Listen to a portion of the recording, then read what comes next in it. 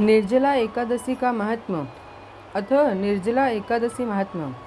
श्री भीमसेन बोले, हे पितामह, भ्राता युधिष्ठिर, माता कुंती, द्रौपदी, अर्जुन, नकुल और सहदेव आदि एकादशी के दान व्रत करते हैं और मुझसे एकादशी के दिन अन्न खाने को मना करते हैं।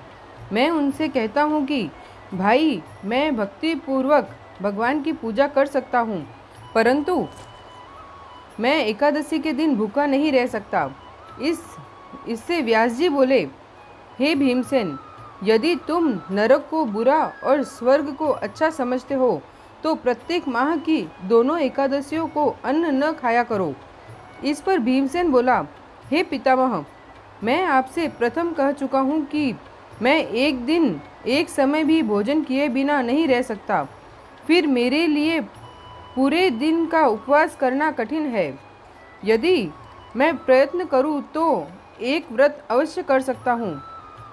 अतः आप मुझे कोई एक व्रत बतलाइए जिससे मुझे स्वर्ग की प्राप्ति हो। श्री व्यास जी बोले, हे वायुपुत्र, बड़े बड़े ऋषियों और महर्षियों ने बहुत से शास्त्र आदि बनाए हैं कि मनुष्य को दोनों पक्षों की एकादशियों का व्रत करना चाहिए। इससे इन्हें स्वर्ग की प्राप्ति होती है।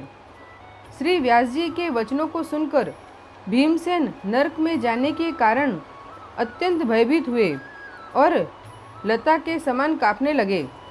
वह बोले, हे पितामह, अब मैं क्या करूं, क्योंकि मुझसे व्रत नहीं हो सकता। अतः आप मुझे कोई एक ही व्रत बतलाइए जिससे मेरी मुक्ति हो जाए।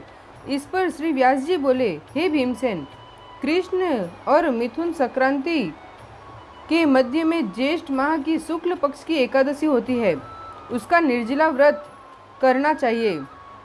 इस एकादशी के व्रत में स्नान और आचमन में जल वर्जित नहीं है, लेकिन आचमन में 3 मासे जल से अधिक जल नहीं लेना चाहिए। इस आचमन से शरीर की शुद्धि हो जाती है। आचमन में 7 मासे से अधिक जल मद्यपान के समान है। इस दिन भोजन करने से व्रत नष्ट हो जाता है। यदि सूर्योदय से सूर्यास्त तक मनुष्य जलपान न करे तो उसे 12 एकादशी के फल की प्राप्ति होती है। द्वादशी के दिन सूर्योदय से पहले ही उठना चाहिए और स्नान करके ब्राह्मण को यथा योग्य दान देना चाहिए। इसके पश्चात भूखे ब्राह्मण को भोजन कराना चाहिए। तत्पश्चात स्वयं भोजन करना चाहिए। इसका फल संपूर्ण एकादशियों के फल के बराबर है। हे भीमसेन, स्वयं भगवान ने मुझसे कहा था कि इस एकादशी का पुण्य समस्त तीर्थों और दानों के पुण्य के बराबर है। एक दिन निर्जल रहने से मनुष्य पापों से मुक्त हो जाता है। जो मनुष्य निर्जल एकादशी का व्रत करते हैं उनको मृत्यु के समय भयानक यमदूत नहीं दिखते हैं।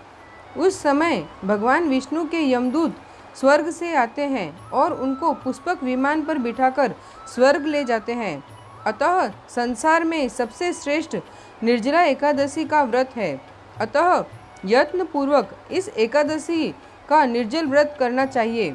उस दिन ओम नमो भगवते वासुदेवाय मंत्र का उच्चारण करना चाहिए। व्यास देव जी के ऐसे वचन सुनकर उसने निर्जल व्रत किया। इसी एकादशी को भीमसेनी या पांडव एकादशी भी कहते हैं।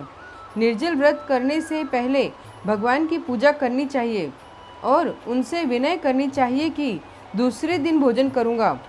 मैं इस व्रत को श्रद्धापूर्वक करूँगा, इससे मेरे सब पाप नष्ट हो जाते हैं। इस दिन एक बड़े वस्त्र से ढककर स्वर्ण सहित दान करना चाहिए। जो मनुष्य इस व्रत को दोपहर में स्नान तप आदि करते हैं उनको करोड़ फल स्वर्ण के दान का फल मिलता है। जो मनुष्य इस दिन यज्ञ होमादि करते हैं उसका फल वर्णन भी नहीं हो सकता। इस निर्जला एकादशी के व्रत से मनुष्य विष्णु लोक को जाता है। जो मनुष्य इस दिन अन्न खाते हैं उन्हें चांडाल समझना चाहिए। वे अंत में नरक में जाते हैं।